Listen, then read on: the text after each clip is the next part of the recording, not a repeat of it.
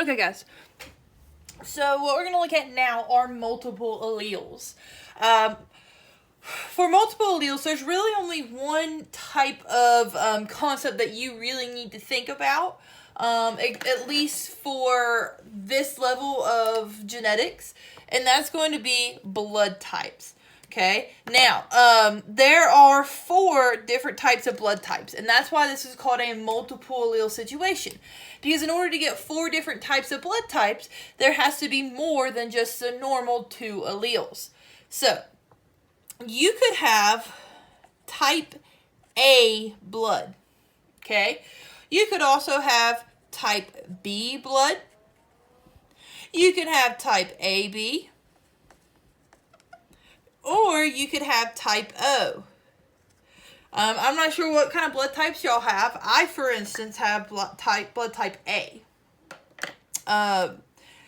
Basically, though, you get your blood types because it's coming from your parents, depending on what the specific blood types are. Belong to your parents. You've probably heard type A is usually more common. Type O is more rare, and a lot of that has to deal with the fact that type O is actually your recessive blood type. So blood type O is going to be represented by 2 lowercase alleles. Blood type A, you can be homozygous dominant, so you can have both dominant alleles, or you can have a dominant allele and a recessive allele. Okay? The reason we put the IA is just the type of subscripting they use for blood types. Some people prefer just to put A, B, and O. It's however you want to write it, as long as you are aware as of what blood type you're looking at, really. So for blood type B, it looks the same as type A, but instead of having that little A, you're going to have a little B. So you can be homozygous dominant, or you can be heterozygous. Now, blood type AB is a special situation. The reason it is a special situation is because it's going to be an example of codominance. So for blood type AB, you're going to have both the dominant A allele and the dominant B allele. Okay? So that is codominance. That's one of the main reasons there are 4 different types of blood. Okay, so that is the key for blood types. That is universal. You do not want to forget that. You're going to need that over and over and over again throughout this unit. If we're in school, we'd be practicing a lot more, but regardless, it is good to have that as a visualization. It is in your PowerPoints. I was just writing it down. That way it's easier for you to access. But just be aware that you do need to have that ready, especially when it comes to your check-in and for the Punnett Square review stuff. Now, when it comes to practicing blood type Punnett Squares, a lot of times we'll be looking at like paternity cases and figuring out whose baby belongs to who. Too much writing for that, so I'm just going to go through some simple things. So let's say that your mom has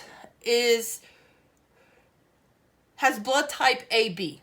Okay, so your mom has a blood type AB. So IA, IB.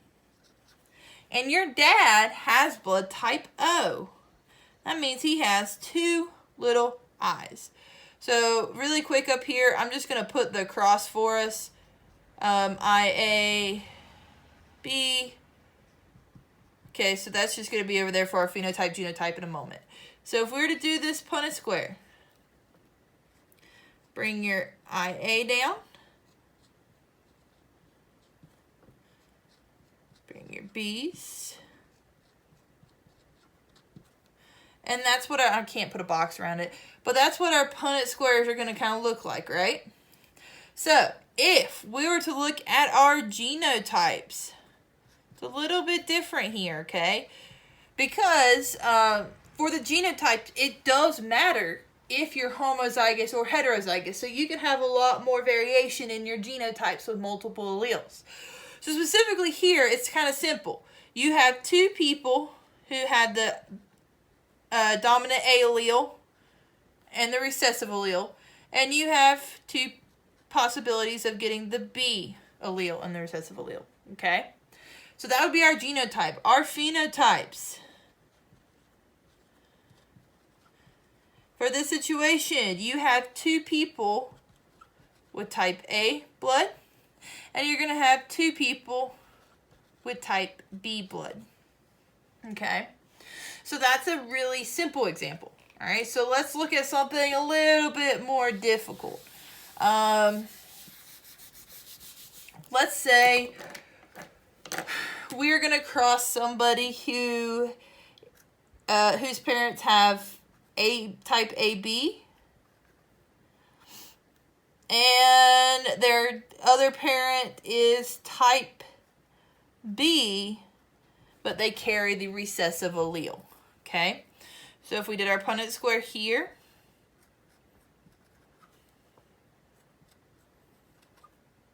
that's what our setup would look like.